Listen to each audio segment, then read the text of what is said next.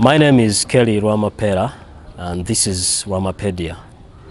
You know that we have been analyzing several works of art and several events that happened in history. I'm here to talk about what's going on in the world, the coronavirus and the vaccines. I would like to inform you that currently where I am in Rwanda, people are being forced to get the vaccines. Some accept willingly, but very many still have refused to take the vaccine. So the government is taking another step of local leaders and law enforcement agents forcing people to get vaccinated. But I want to talk about this in the perspective of history and analyzing some events that happened in history. We know in history that whenever there was a problem with suppressing people's conscience, there was strife in the human society. So I may directly say that we can expect strife, that we might experience strife because there is forcing people to accept something that they don't want in their bodies, and that is from their conscience that tells them that it's not good for them. You remember, as we have been analyzing history, 500 years ago, the Martin Luthers came out to challenge the status quo, where the church and the state were united to dictate what someone has to believe and what religion they have to follow and how to practice their religion.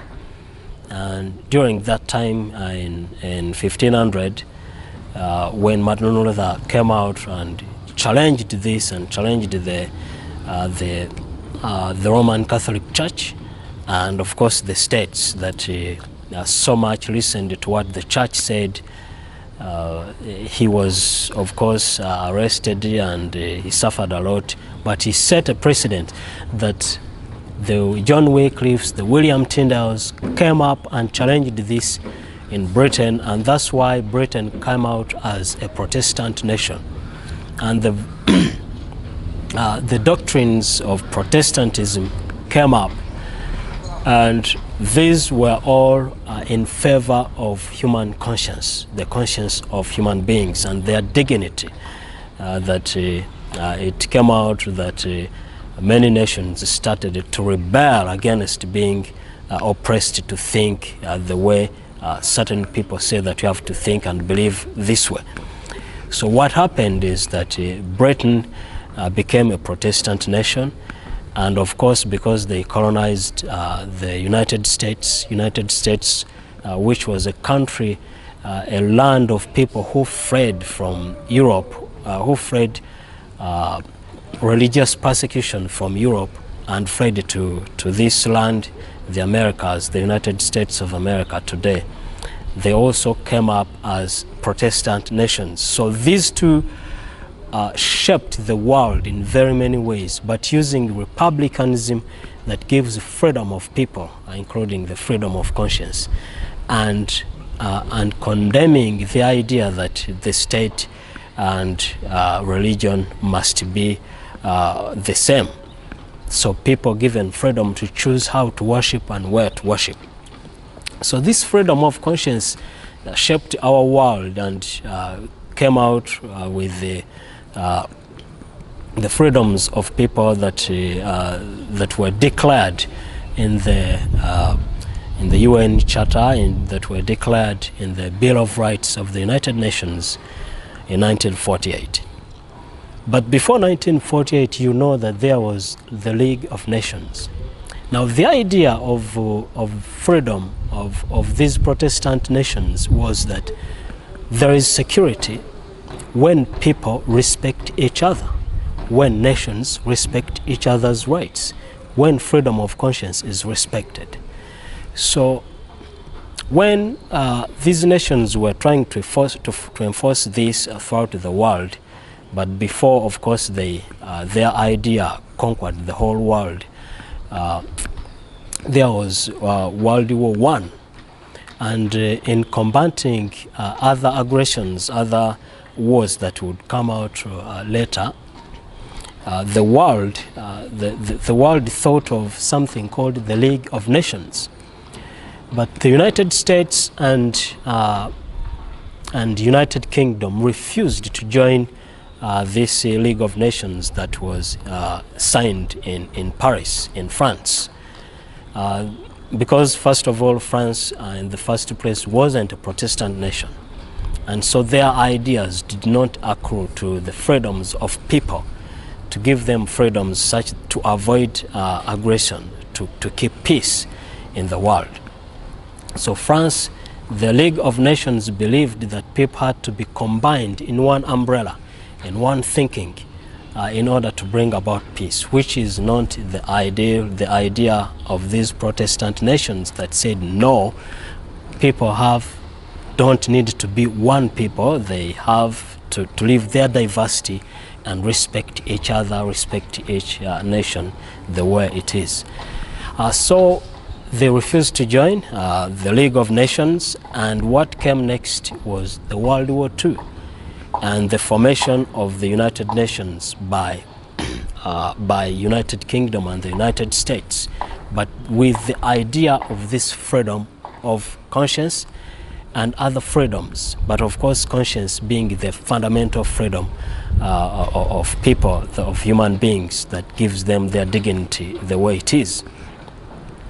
So it has run for over 70 years so far, and we appreciate that the United Nations has stood the test of time, because there has not been a world war or a world strife as such happened in the 1940s and 30s, the World War II and the World War I. So what I'm trying to bring to tell you is that whenever people's freedoms of conscience, what they think is right, is compromised, we expect strife in the world. And I'm not a prophet, but I can say that this is going to bring strife in the world, because it's not good to force people to accept a medicine within their bodies, or to accept certain directives, A, B, C, D, that is against their conscience. So whenever this thing is done, we expect strife in the world. But let me speak directly to people who enforce these directives worldwide that oppress people's understanding, freedoms of conscience. People who claim that they know much, individuals who claim that they are being sent by governments. I want to remind such people who enforce these directives and who oppress people in certain ways that in history there is no government that is being brought to justice before courts of law. It's individuals still. So what you do still, you will be accountable for that on your personal standing. You will not say that the government sent me and I did A, B, C, D. No one will listen to you. This is what happened to the Nazis. They were tried on their own. Individuals were tried and sentenced for what they did, despite the fact that the government had a strong had that mindset to kill very many people and to cause strife in the world. So individuals were judged on their own. I'm in a country called Rwanda in Central Africa. There is a genocide that happened here, and people killed others because government sent them to do so. But still, these individuals are serving long sentences in prison, and no one was exempted because they say that the government sent them. So still, our conscience has to be valued.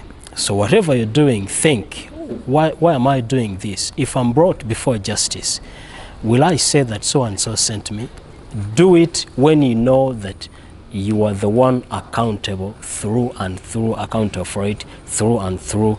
You will not say that someone sent me, a government sent me, I was forced, no. If you're doing certain bad things to people, forcing them to do it, to believe what you want them to believe, to accept a medicine in their bodies when against their will, know that you're doing it at your own risk. When you're brought to justice, you'll not have anyone else to blame.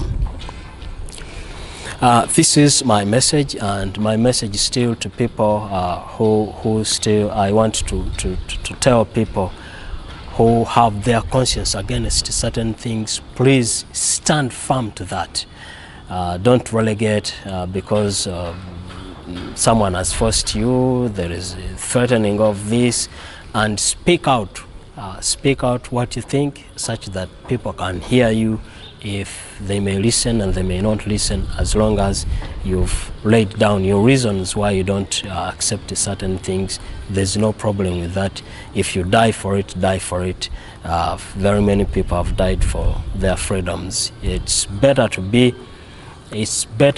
not to live than to live a captive. I thank you all, and I wish you all the best in your life. I wish you to practice your freedom of conscience in whatever you're doing. My name is Kelly. Please go. We have read a variety of news around the world of what is going on. Listen to several people and make right choices yourselves without being forced. Thank you so much.